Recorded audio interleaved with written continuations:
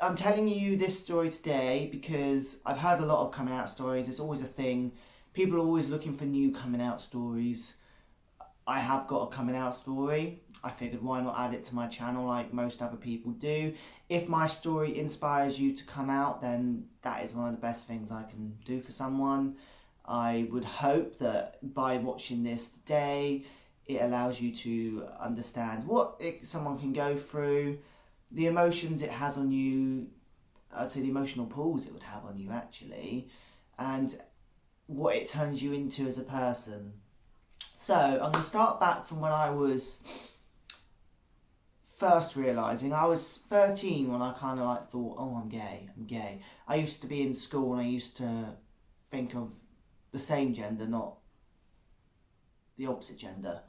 I used to have crushes like everybody else. I had lots of crushes in school, but it was on the male classmates, not female classmates. So of course, as I got older and I went to college, I really knew in college, I knew what I liked. Obviously, I went through the phase of, my family kind of influenced me to be one way, but they didn't mind actually. They weren't too bothered when they found out, but they did kind of, sorry, I had a little bit there. They did kind of at first think, oh no, Stefan is. They weren't sure really with me because I don't come across gay. I've got a bit of probably a gay vibe to me, but I'm not overly, I don't really know what the word to use, feminine. I'm not overly feminine. Sometimes the way I talk doesn't come across very soft. It can be a little bit harsh sometimes. So I guess people didn't really know with me that I was gay. I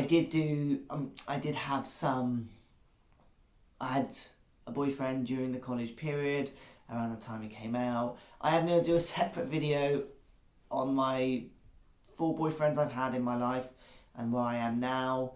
From the first to the 4th, I will do a video on that and the things that were not right in the relationship and the things that worked really well. So when I decided to come out to my foster carers, I had to go halfway across the world. I wanted to do it to them in person because they'd looked after me. They saved me from a very violent childhood. So I knew that I had to do something different for them. So I went all the way to Australia and I decided to come out. I thought she'd be a little bit more okay with it. Turns out they were devoted Christians, which I kind of forgotten over the years. I used to message all the time. And then that kind of conversation came to an end just because she didn't know how to deal with it. She said, do you like women? I'm like, well, no, I think I like men. And she turned around and she said to me, well, how do you know unless you're sure? And I said, well, how do you know that you're straight? Oh, I just do. Exactly. You just do know you're straight. But you can't know you're gay. I'm like, well, you just said you know you're straight. I know I'm gay. People ask me that all the time growing up. Well, how do you know unless you tried? So I did try at one point and I didn't like it. So I said, I just know, and I've always just known. So we don't talk as a result. I kind of thought it would be a little bit more okay, but her family loved it. They were all right with it. I think it was her generation, I suppose. She's in her 70s, so 60s, 70s. I don't really talk to her mine, so I've kind of forgotten. But her husband, my other foster carer, he did like it. He was all right with it. He didn't mind. He still saw me as the son that he once had. And it was hard because they actually wanted to adopt me, which I'll also talk about in another story based on them. But no, I wanted to tell my parents as well, but I went to Australia, you see, to tell them, and I thought, I don't want to wait again, now I've done it, I'm really getting into telling people. Of course, when I told my parents, I thought they would keep it on the down low, but when I came back from Australia, they had told the entire family. I didn't even get a chance to tell them. And I think when you're gay, it's kind of personal. So when you want to tell someone you're gay, you want to tell them. And I think my adopted family, they didn't see it as a big thing. So they thought it's just like anything else you can tell. But it's quite personal who you tell. And I didn't get a chance to tell everybody. So I kind of wish now, if I could go back, I wish I maybe had waited before telling my parents. So I could told every other family member before your parents. Because then that wouldn't get out that simple. But they do love me. And they were very happy. They like the person I'm with now. They think he's great, and you know, he is a lovely man. He is lovely. And my brother, who I live with, just always knew. There was no hiding that from him. He was like, "Oh yeah, I knew that. God, who would you take me for? I've always known. I'm your brother. I'm supposed to know." And yeah, he was. You know, it was quite good. And my other brother was a little bit more crude. He doesn't care what you put in your mouth. At the end of the day, as long as you love him and he's your brother, why does it matter what I like? And you know what? He was really right. You know, he was right. He said, "It doesn't bother me because it's not my life. You know, what you do in your spare time, what you do in your bedroom is up to you. I love you as a brother as long as you don't put it on me, as long as you don't talk about it 24/7. Like I don't talk about, you know, all that." Now, I'd like to say on this video as well, a big congratulations to my brother who said those words I've just said about now. He actually got married in 2019. I didn't go to the wedding because it was a small wedding and he didn't really invite anybody. It was a quiet wedding. And I just wanted to say a big congratulations to them both. They are an amazing couple and I hope them the world of happiness, and I couldn't be happier.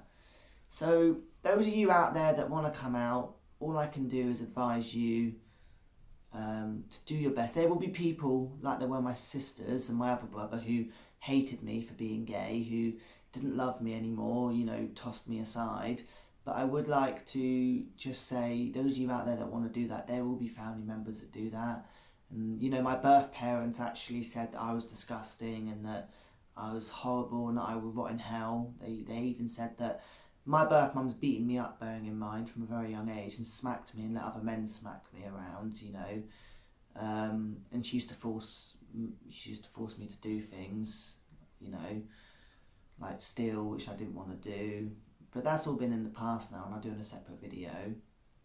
But no, I asked her, not because I wanted her consent, but I asked her what she thought, and she turned around and said that I was disgusting, that nobody would ever love me, that she wished that she had let my birth dad, pull out on the cheek before she had me, that no family member of hers is ever going to be gay, that I'll rot in hell and that she gets to go to heaven. And I don't believe in heaven or hell myself, but she goes, I'm a reborn Christian, which is her choice, and that I've repented all my sins, so I get a place in heaven. That's her choice.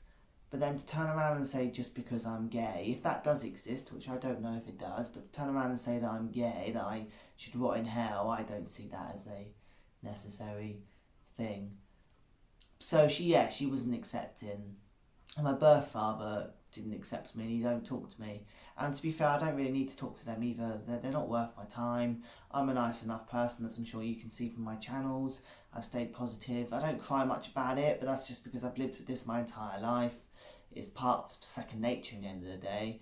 But yeah, those of you out there that want to come out and you're worried about people at work finding out, you're worried about people at work watching it, or you're worried about family members, don't worry about that, because you are all special the way you are. I mean, I work in a hospital, which I can't name, and they might say, well, you being on YouTube might impact your job, but at the end of the day, it shouldn't impact your job. You know, this is our private life. What we do in our private life is up to us.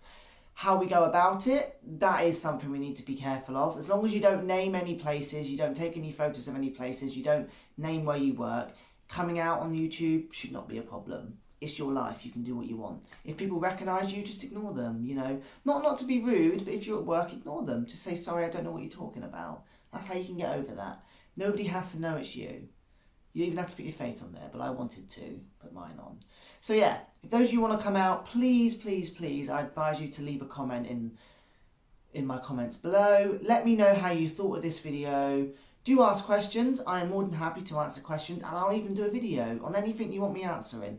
If there's something about the past, you want questions on, how did you cope with it? How did it affect you? Why were your siblings like that towards you? I will try and answer that in a separate video, and give me the thumbs up and subscribe down below. And I hope you found this video very inspiring and very interesting, because I wish that there were more people out there that encouraged videos like this. Well, until next time, like I said, I hope you enjoyed this video, and I'll see you on the next one. Thank you very much. Bye.